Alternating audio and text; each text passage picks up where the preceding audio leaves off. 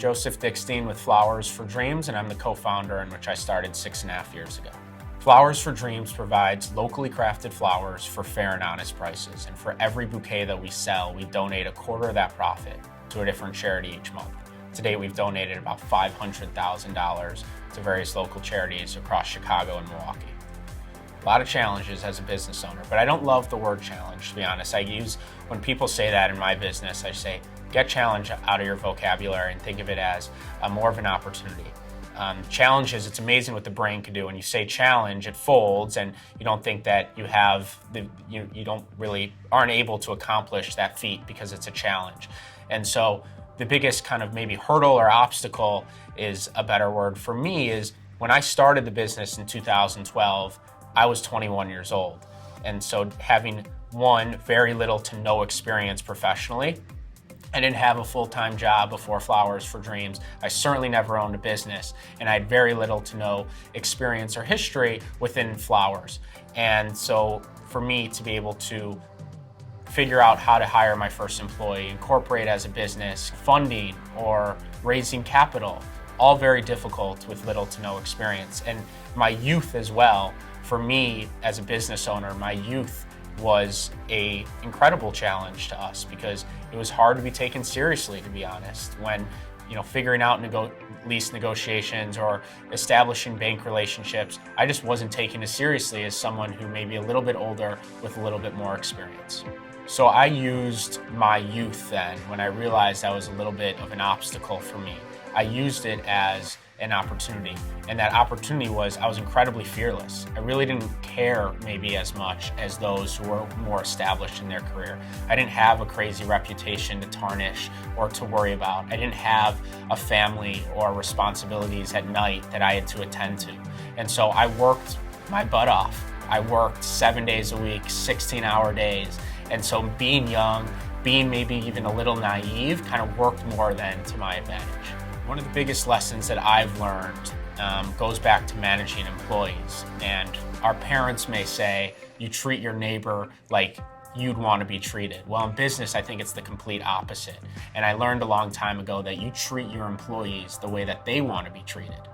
And that really stuck with me because not everyone is like me. Not everyone wants to work 16-hour days. Not everyone wants to be in the trenches. Not everyone wants to learn on their own. And not everyone wants to establish relationships. And not everyone has the same professional mindset as I do. Everyone is their own unique individual. And so I want to be able to make sure that everyone is happy within their own, in what they look for in independent success.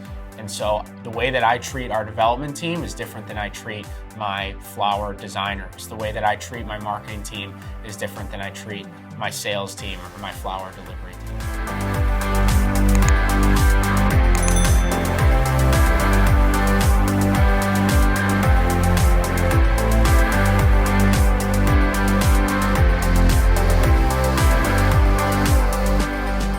My name is Kathy Steele, and I am CEO and founder of Red Caffeine.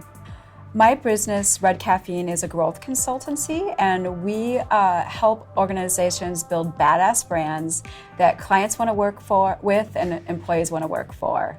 What differentiates Red Caffeine from our competition is really our people plus people plans. I think that we think about the business as a holistic unit, and you really have to align leadership with sales and marketing and HR and operations and technology to really have a ability to grow your company strategically, and all those things have to be in lockstep. All those people have to be in lockstep in order to really scale and scale without a lot of painful consequences.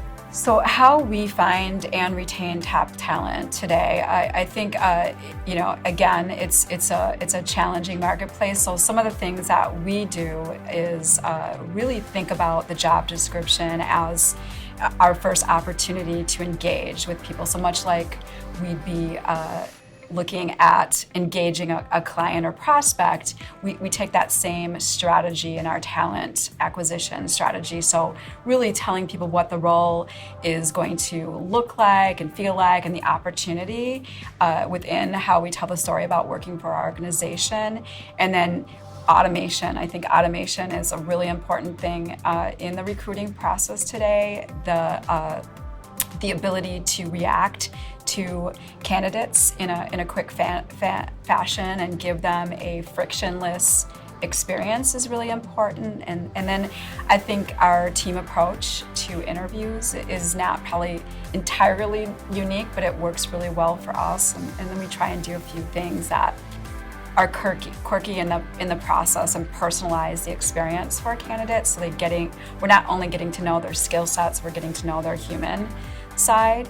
In terms of retention, that's just always a key focus for us.